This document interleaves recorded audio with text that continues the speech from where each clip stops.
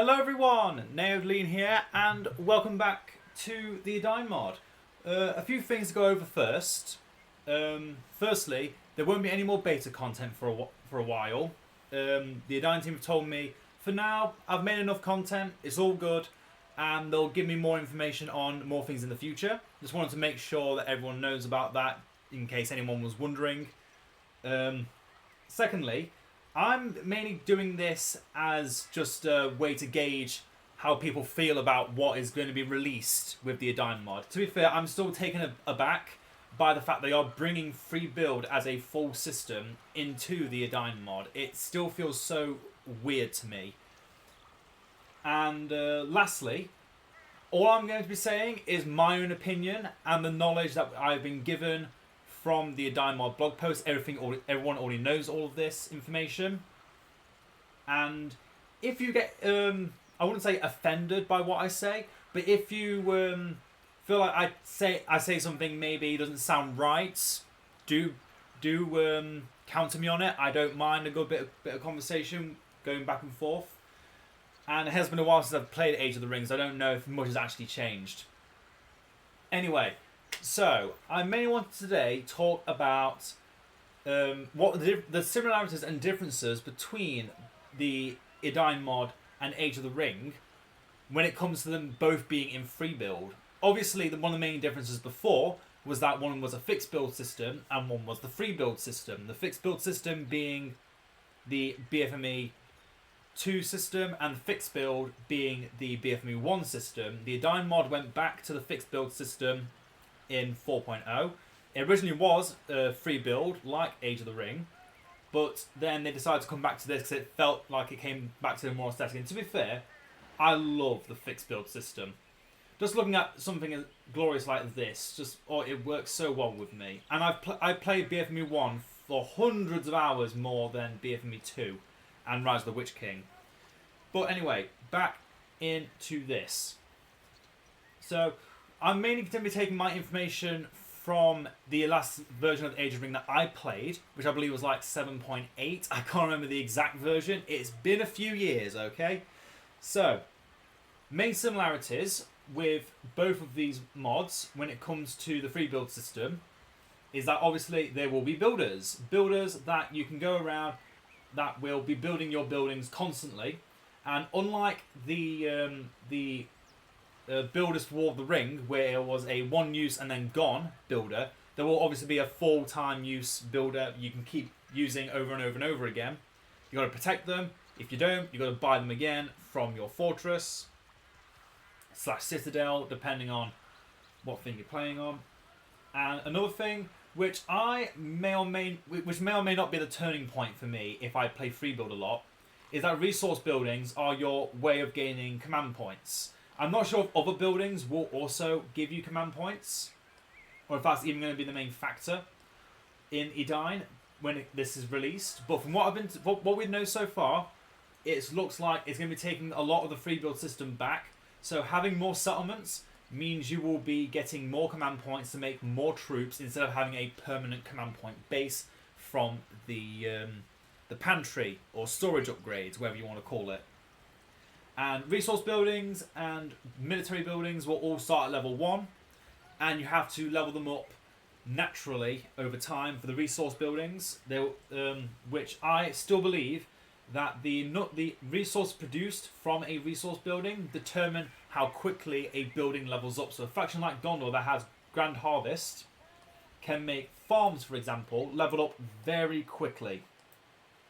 And other factions might struggle with that, especially if you keep getting them destroyed.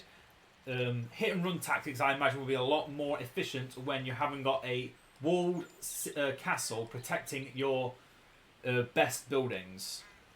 And again, same with military buildings, with a few exceptions. There's a few factions that have a few special rules, which I'm actually going to be going over all of the what each faction might have change about them when they all get changed into free build.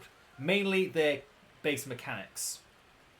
So, those are all the similarities between them. Honestly, I was thinking of just saying all the differences between them, but I thought I might as well just mention these are the things that are coming back in with the free build system for Edain Mod. Obviously, you can still just choose to play fixed build and play the version that the game has been like since 4.0 for years and years and years. But if you want to spice it up a bit, if you've got a large map that you think, okay, maybe there's not so many settlements, I can expand a bit more, you can go free build. So, all the differences that I could note. Firstly, there's going to be smaller main buildings. By that I mean buildings like, for example, in Gondor, your base buildings will probably be the same in Age of the Ring and Edain, with a few exceptions I'll go over later. But a faction like Lothlorien actually would also have a similar amount. That was not a good example. Basically saying that the Age of the Ring mod does have other unique buildings for other unique things, like various support units for Mirkwood. There we go, I thought of one. Mirkwood being a faction that has quite a decent building roster. But most of them are just being complementaries to other things you already have in your faction. One main thing for the Edain mod, if they keep this in, is that heroes will be locked behind certain buildings. For example, your barracks also have Beregond and Boromir. Your Border Guard house, which you can still get in free build system. I'll go over what that's all about later. You can get Imrahil. But from your Citadel, you can only get like Pippin, Denethor and Gandalf, while in the Age of the Ring mod, all of your heroes come from your fortress. Because that's how it was always like in BFME 2 as well. You'd have all your heroes in this one big central building, because it was such a big important building, it made sense for them to be all there. But in the Edain mod, the Citadel is actually going to be a lot smaller. It's going to be that one small building. This one small building, let me get to it. Yeah, this one small building that has a decent health pool, but is a lot easier to destroy than, say, a fortress, when you can, for example, just get a catapult or a battering ram to just ram it down and destroy it. Unlike a building like this, which is the original fortress model, just redesigned, with a lot of extra love to it, was what you will expect in what you'll get in Age of the Ring as your main building, which if you lose your power points, etc, etc.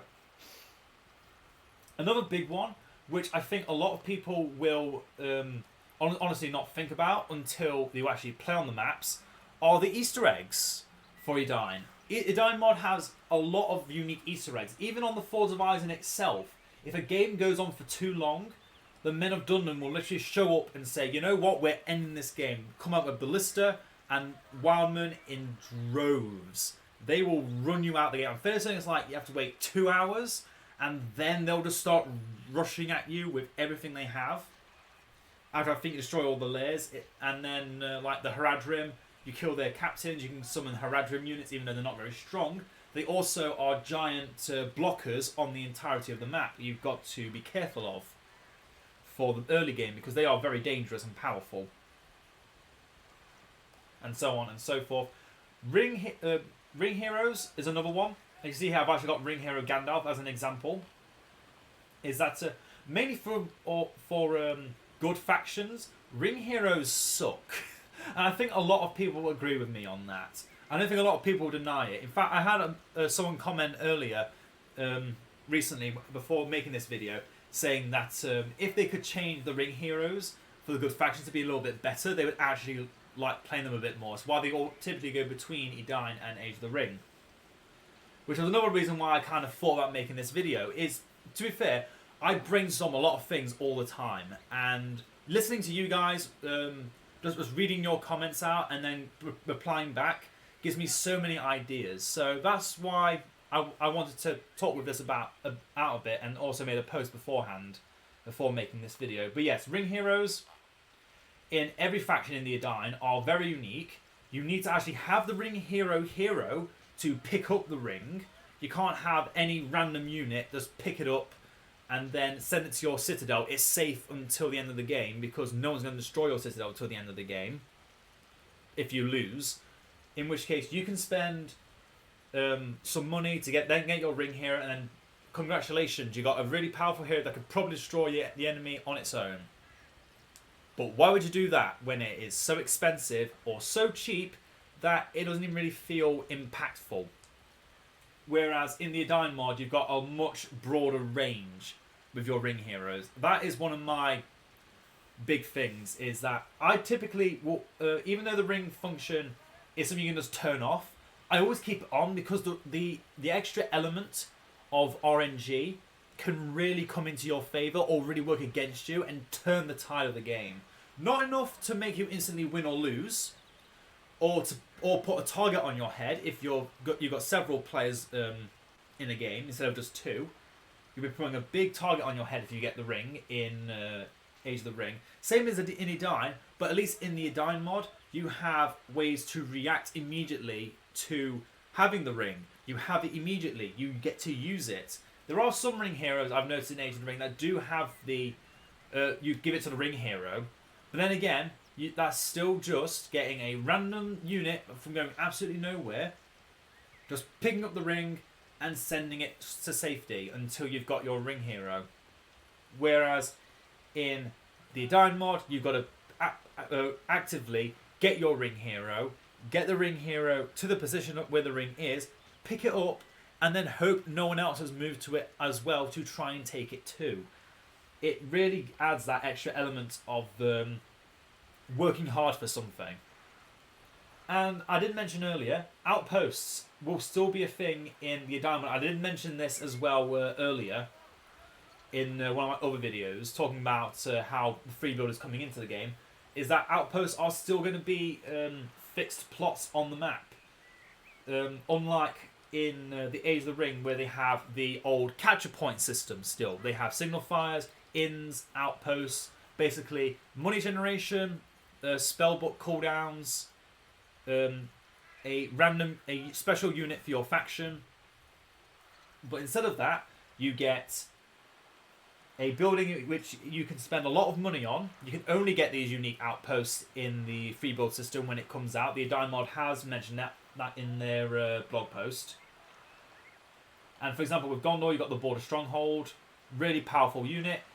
Building gives you your Men of Dol Amroth.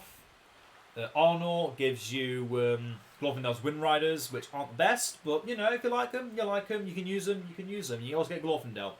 And then things like Belfalas as well. You get Osgiliath Veterans, a really powerful all-round unit because of all of its special abilities. And it starts off level 5, which should not be underestimated. And also Boromir. Yeah, every faction gets their unique outposts. The 3-point outposts will not be a thing in free build. So every faction other than Angmar actually is... I don't actually know what they're going to do with Angmar because they currently don't have a unique outpost. Unless they split it into Garrison Tower and Tower of Sorcery, which makes their outpost one of the worst in the game. But yeah, this is currently just me going off speculation. I have no idea what's actually going on, other than what everyone has been told.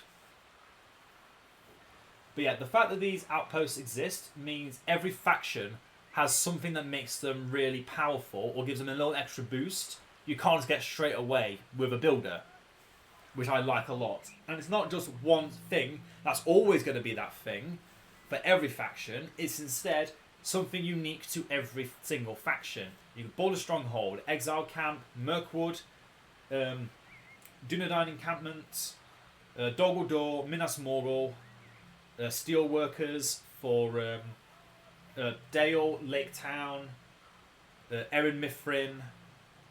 You get... Oh, I'm forgetting which one's now. The Mountain Giant layers, which are going to be terrifying still when playing against Misty Mountains. I'm actually afraid of playing against Misty Mountains now, more than ever, in Freebuilding. I'd be interested to see what they will look like, because they already look a bit messy with the Goblin Town stuff. Although I don't know how that's going to work. But we'll find out when all that is released and we all know about it. Although this could still be a long way away in the future. I just wanted to make this now and say my piece about it all. And another thing which only the Age of the Ring mod has is the climate system, where basically certain maps have a specific climate, which is a small like effect on the land, and if you walk in it, you slowly die, which I feel is really counterintuitive to because you can't do anything about it. It is just a ability that slowly destroys or kills anything in the area, including buildings. Buildings are not safe in that area, and it's mainly on snowy regions and like arid regions. So Harad and Misty Mountains, Angmar, Foroshel, all those locations, they just don't have that kind of. They just have that. It's not good. I honestly feel those climate effects and some random wild mobs that block off a part of the map without giving you a sufficient benefit, or too big a sufficient benefit. If you just use one unit of spearmen, for example, against the Mumakil that are roaming in the Harad map, I believe that still exists, and it would drop like 1,000 gold. For killing a Mumakil with some spearmen that has walked up to you and died, you just gain 1,000 gold. Your tier 1 spearman has just made 3 times its worth by killing itself against a Mumakil, and it probably wouldn't do that. But yeah, personally, that's one of the things that Age of the Ring did, which I do not like, and I personally would avoid any map that said climate effect. I'd be like, nope, on to the next one. Thankfully, the Edain Mod hasn't implemented things like that. I know some people have said to me in the past that they do like that kind of feature. It means you have to kind of work around it. Although the AI just don't care. They still send everything through the middle and just get away with it because of the AI. Next is the power system. I'm actually going to show off on here. Obviously, everyone who's played the Edain Mod knows that the power system now looks like this. You've got 11 powers, 5 defense, 5 offense, and 1 middle tier power. But the Age of the Ring mod keeps the old system of 3, 4, 3, 2, which isn't bad. I just personally like this better because you actually have more workaround with this power list. Honestly, I just feel like it works. Also, having power points getting harder to get, but not being straight up 5, 10, 15, 25. They're like 1, 2, 1, 3, 5, 6, 5, 7, 6, 10, 10. And obviously another thing is that not every faction has the same exact number for each of their powers. There's like the Dwarven Runes.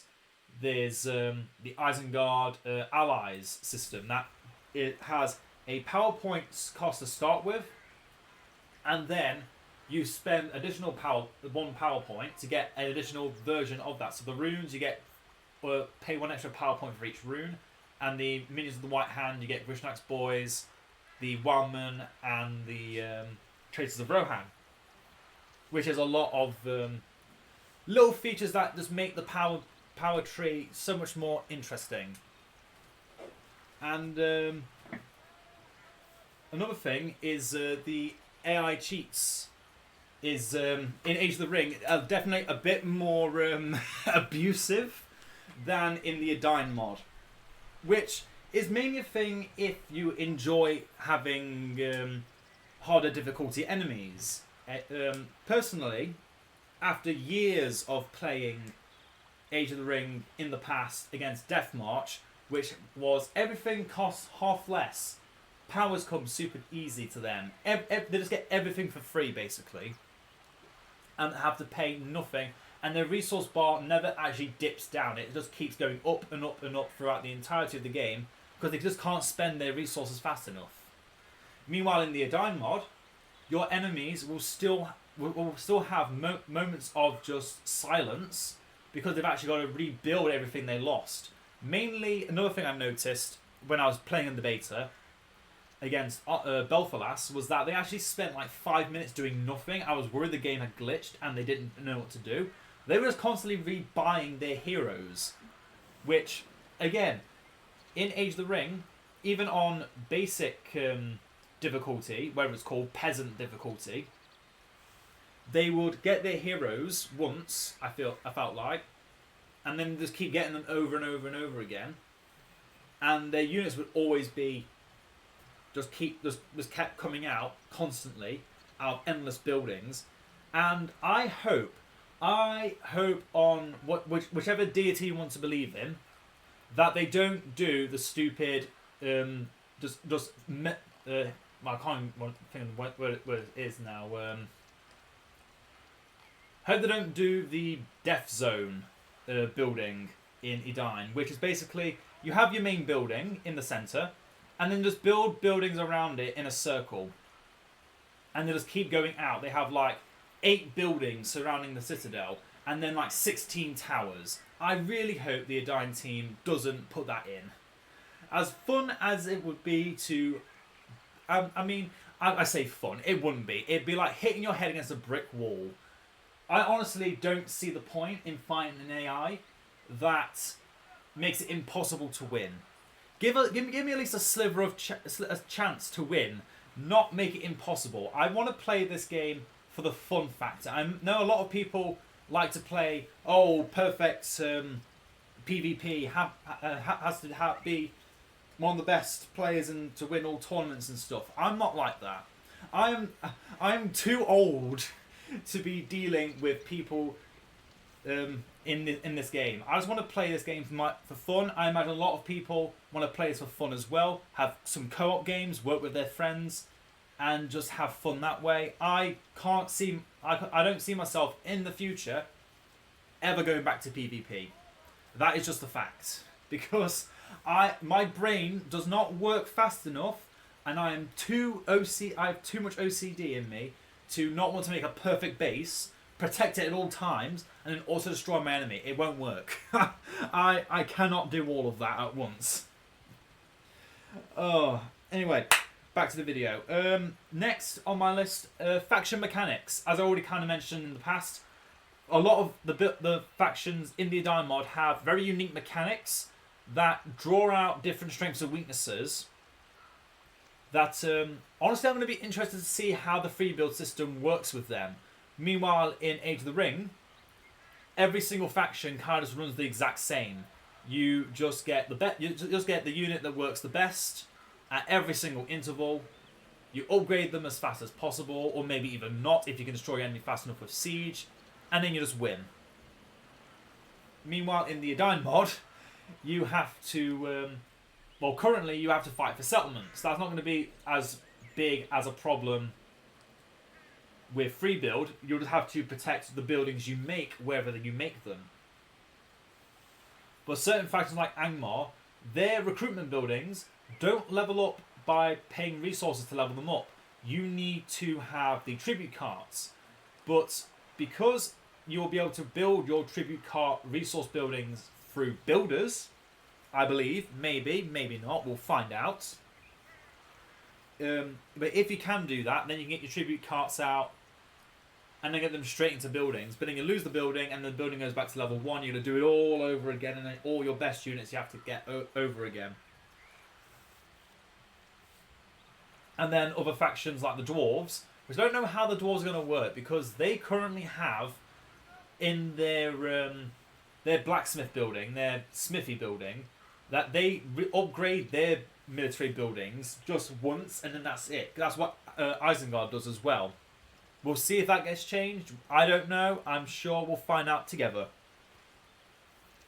And I did mention earlier with the Age of the Ring mod that they have got a more diverse unit roster overall. There are some exceptions to that rule. I'd say probably Gondor and Mordor are probably two of the most diverse faction rosters in the Edain mod. And I think they actually come on par with Age of the Ring unit rosters, if not beat them, just because of units like the Fiefdom troops and the Men of Dol Amroth. But other factions like, for example, Mirkwood. If you compare Mirkwood to Lothlorien and Mirkwood of the Edain mod, you've got 5 units for Mirkwood, 6 units for Lothlorien, Beornings, and Ents. Whereas in Mirkwood, you've got a Hunter, your basic Elf Scout units, your elite Elves, Woodsmen, which include Shamans, and Beornings, or Skin Changers, whatever they call them over there, across the pond. Then you've also got your siege units, and yeah, it does kind of add up a bit to being a lot to keep going between. But yeah, I do feel like the Age of Ring has a larger roster pool in total compared to the Edain mod. But from my personal experience, a lot of the units that the Age of the Ring mod have are in a way similar to the Lore Masters from Lardris. They can do stuff. They can do stuff really well. But are you going to use them? Are you going to use them? That's the question. Like the Lore Masters and the Sorcerers, do you need to use all these extra units that do this one support thing a little bit better than something else you already have that is easier to use? You can just use it straight away, so on and so forth. And lastly, in the Edain mod, you have way more resource buildings. In Gondor, for the Age of the Ring mod, you have farms and blacksmiths. In the Edain mod, you have farms and blacksmiths and townhouses and ranger tents. That's double the number of resource buildings. Granted, that could be a positive and a negative, because every resource building has a different discount and a different effect. Farms discount cavalry, blacksmiths discount upgrades, ranger tents discount composite bows, used to discount their own rangers, and townhouses would discount your basic troops from a barracks and archery range. And then you have other factions like Rohan, who have farms and windmills in Age of the Ring. In Edain, you've got the flour mill, I can't remember what the other buildings are called. But yeah, the list goes on. There are more resource buildings which, in most cases, are better than being limited to the 1 or 2 for Age of the Ring. But we'll find out together whether or not that is the case. It might be that having more, just it makes it more difficult to control everything. I personally think it's going to make things a lot more interesting, because certain factions like Angmar will have 6 buildings that they could build. They're 4 settlement buildings if they keep the wolf thing. I doubt they will, but they'll have Hillman Village, Orc Camp, Barrow White Lair, the mill, and the smelter. And the fact if you can make them everywhere, including around your base, then maybe orcs aren't that bad of an idea. Maybe they can work. Maybe. I don't know. I don't think so. I still will probably go Hillman Villagers unless I was doing a mean build. Anyway, that is everything that I could think of off the top of my head for similarities and differences between the Diamond and Age of the Ring. Obviously,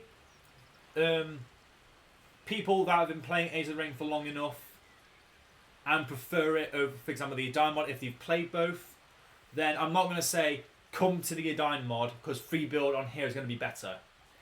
I don't know how well the free build system will work in this mod until I play it. Until it has been released, until I get any kind of version for it, I have no idea what this is going to be in store for this system that the Edain team have began cooking up. I think it'd be interesting. And, you know, maybe Age of the Ring could make their own fixed build system. I'm joking. Although, to be fair, that would actually take out some of the biggest grievances I have about that mod if they made a fixed build system. Not saying they should, but if they did, I might decide to go back one day. Maybe one day. I don't know. But anyway, last thing to talk about before I go. I've kind of already grazed over most of it anyway, but I just want to talk about every faction in the Edain mod that will have certain impacts for having free build instead of a fixed build system. Gondor, honestly, is probably the faction that have no change because in or out of the base, they've pretty much got everything they need. Signal Fire, Farm, Ranger 10. They can now build them in more locations freely without needing settlements. To be fair, that can work for them. Ranger 10 needs to be level 3 before you get Rangers. But you know, I'm sure they'll think of something to make that work. Rohan is the same deal, I think.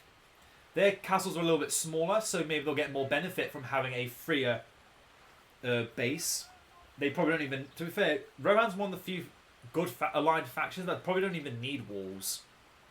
Especially if they can build muster camps everywhere instead of wells. That would be very impactful.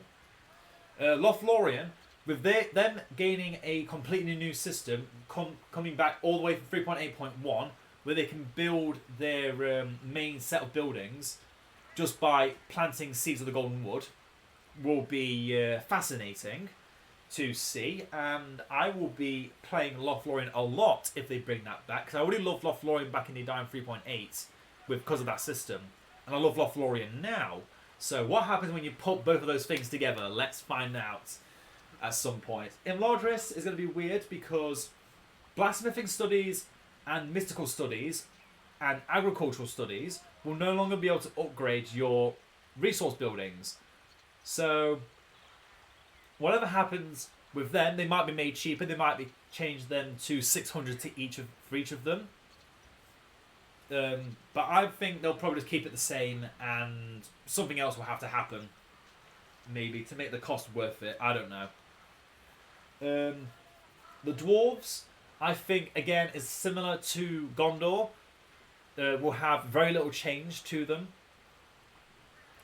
other than what maybe Bastion of Erin Mithrin will be good to look at now, because you can protect it with other buildings. And the dwarves are very good at protecting their buildings because of their runes. So having some more buildings around something like that could be really good. Mordor, I think, is actually going to get weaker with this, because before they would get all their unique buildings in their castle or camp, like a tribute camp or an arsenal, and then they could get their other two resource buildings elsewhere, which gave them little cost reductions. I think now, with this changing, it could lead to some difficulties with Mordor economy.